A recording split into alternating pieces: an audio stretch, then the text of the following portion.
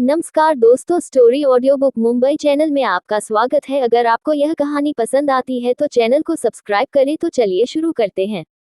Paint house में दूसरी ओर paint house में अनाया बिस्तर पर लेटी हुई थी।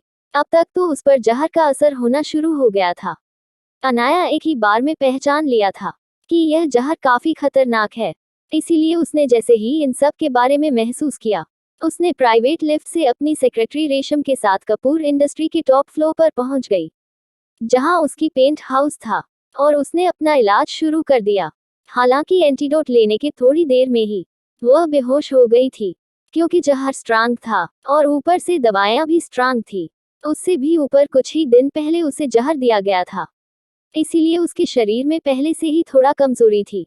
हालांकि अगर अनाया की जगह पर कोई और इंसान होता तो अब तक मर चुका होता, क्योंकि वह जहर इतना स्ट्रांग था कि किसी भी इंसान को चंद मिनट में मार सकता था। लेकिन अनाया पहले ही खुद को इन सभी के लिए तैयार कर चुकी थी। वह ज्यादातर जहर के एंटीडोट अपने बॉडी में पहले ही डेवलप कर चुकी थी। ऊपर से उसकी बॉडी में जो डीएनए था वह कुछ ज्यादा ही एडवांस था। कह सकते हैं मॉडिफाइड डीएनए था, जो हर चीज को बहुत जल्दी अडॉप्ट कर लेता था। इसकी वजह से छोटे मोटे जहर और छोटे मोटे एंटीबायोटिक या फिर कोई ऐसी चीज जो आम लोगों को नुकसान पहुंचती थी, वह तो अनाया की बॉडी में कोई असर ही नहीं दिखाती थी।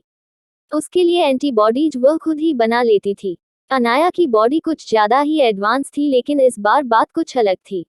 अपरा ऊपर 2 बार जहर मिलने की वजह से वह थोड़ी कमजोर हो गई थी। इस वजह से वह किसी को इन्फॉर्म भी नहीं कर पाई। उसकी वजह से लगभग हर कोई परेशान था। जहां उसे नफरत करने वाले लोग उसे जवाब मांग रहे थे, तो वही उसकी परवाह करने वाले लोग उसकी चिंता में खोज रहे थे, कहीं उसके साथ कुछ बुरा ना हो जाए। इस बारे में हर्षवर्धन को जैसे ही पता चला, हर्षवर्धन उसे खोजने लगा। इस हड़बड़ाहट में रेशम को भी इस बात का ध्यान नहीं रहा कि वह किसी को इन्फॉर्म कर दे। वह अनाया के लिए बहुत चिंतित थी। वह जानती थी कि अनाया पर किसी भी छोटी मोटी चीज का इफेक्ट नहीं पड़ सकता था। लेकिन अनाया की कंडीशन और उसके चेहरे पर गंभीर भाव देखकर वह समझ गई थी कि मामला काफी गंभीर है।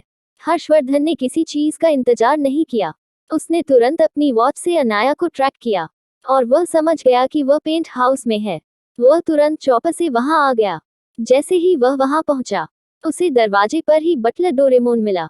यह कोई और नहीं, अनाया की मॉम के बने हुए वह तीनों रोबोट थे, जो अनाया की देखभाल कर रहे थे, जिसका नाम हमने पहले ही आपको बता दिया था। अगर मेरे रीडर स्कूल गए हैं तो मैं बता देता हूँ, यह वही तीनों रोबोट है, नोबिता, शिजुका और डोरेमोन। वह तीनों ही अभी अनाया का ख्याल रख रहे थे। हर्षवर्धन को देखते ही बटर डोरेमोन रोबोटिक आवाज में बोला, दूसरे मास्टर का स्वागत है। हमारे पहले मास्टर को जहर दिया गया है, उनकी मदद करें। इतना बोलकर वह रोबोटिक आवाज बंद हो गई है और हर्षवर्धन को अनाया के कमरे की ओर ले जाने लगी। वहीं हर्षवर्धन उस रोबोटिक आवाज को सुनकर एक पल के लिए तो लड़खड़ा गया। उसे यकीन नहीं हो रहा था कि उसके होते हुए उसकी बीवी को वापस किसी ने जहर दे दिया। अब उसके गुस्से का पारा हाई हो रहा था।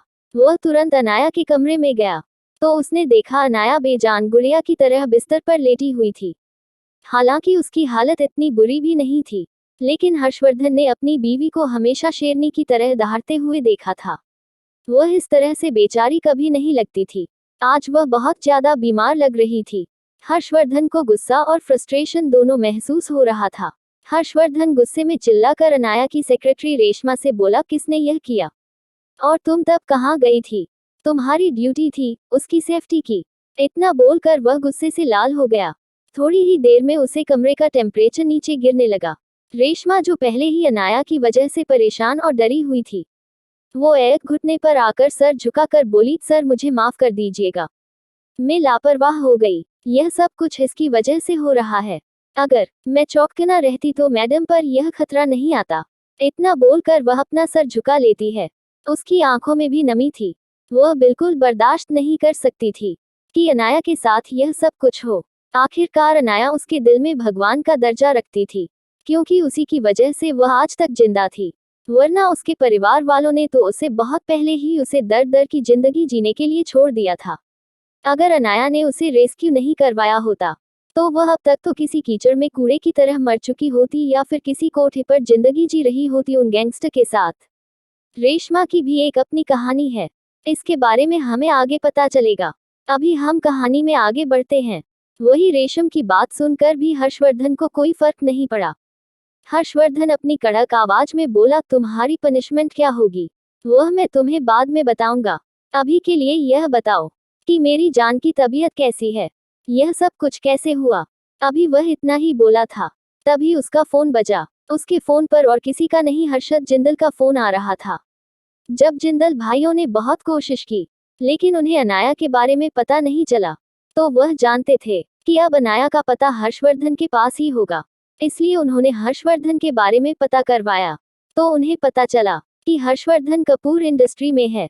हालांकि वह कौन सी जगह पर थे, उस बारे में उन्हें नहीं पता था। इसीलिए वह लोग चॉपर लेकर तुरंत कपूर इंडस्ट्री के लिए निकल गए हैं। लेकिन उन्हें समझ नहीं आ रहा था कि अनाया है कहाँ पर। इसीलिए उसने हर्षवर्धन से बात की। जैसे ही हर्षवर्धन ने हर्षद जिंदल का फोन उठाया, हर्षद जिंदल थोड़ा परेशान और गुस्सैल आवाज में बोला, प्रिंसेस कहाँ पर है और तुम कपूर इंडस्ट्री में क्या कर रहे हो? क्या वह भी वहां पर है? हम अभी वहां आ रहे हैं, बस चॉपर लैंड ही होने वाला है। यह सुनते ही हर्षवर्धन की आंखें गुस्से से लाल हो गई। वह गुस्से में डरावनी आवाज में बोला, मुझे यह तो पता था कि तुम बेवकूफ हो, लेकिन यह नहीं पता था कि तुम्हें खुदकुशी का शौक है। क्या तुम्हें नहीं पता कि बिना किसी की परमिशन की किसी के भी प्राइवेट एरिया में चॉपर की लैंडिंग नहीं करवाते? वही यह सुनकर हर्षद जिंदल गुस्से में बोला, वह मेरी बहन की कंपनी है, भला मैं उसमें कैसे नहीं आ सकता? बकवास करना बंद करो। यह सुनकर हर्षवर्धन को उस पर गुस्सा आ रहा था, क्योंकि हर्षवर्धन जानता था कि यहाँ की सिक्योरिटी अनाया ने खुद डिजाइन करवाई थी और यह काफी एडवांस थी। जब तक अनाया ने हर्षवर्धन की आइडेंटिटी यहाँ की सिक्योरिटी में फिट नहीं की थी, तब तक तो उसका भी चॉपर यहाँ पर लैंड नहीं कर सकता था। जो भी अननोन ऑब्जेक्ट, अज्ञात वस्तु अनाया की टेरिटरी में आता था, अनाया की सिक्योरिटी सिस्टम उसे डिस्ट्रॉय कर देती थी। और अगर हर्षद जिंदल का चॉपर अंदर आया, तो वह भी डिस्ट्रॉय हो जाता है। यह बात हर्षवर्धन जानता था, लेकिन वह बेवकूफ हर्षद जिंदल नहीं जानता था। इसलिए उसे गुस्सा आ रहा था। तो उसकी बीवी बीमार थी, ऊपर से हर्षद जिंदल उस पर और बेवकूफी कर रहा था। हर्षवर्धन ने फोन काटते हुए गुस्से में रेशमा से कहा, हर्षद को अंदर लेकर आओ, वह चौपर से आ रहा है। इतना बोलकर वह अनाया के पास बैठ गया। क्या होगा जब हर्षवर्धन को पता चलेगा कि अनाया को जहर किसने दिया था? कैसे बदला लेगा हर्षवर्धन अपनी बीवी का? अगर आपको अगला एपिसोड चाहिए तो लाइक करें, कमेंट करें और चैनल को सब्सक्राइब करें।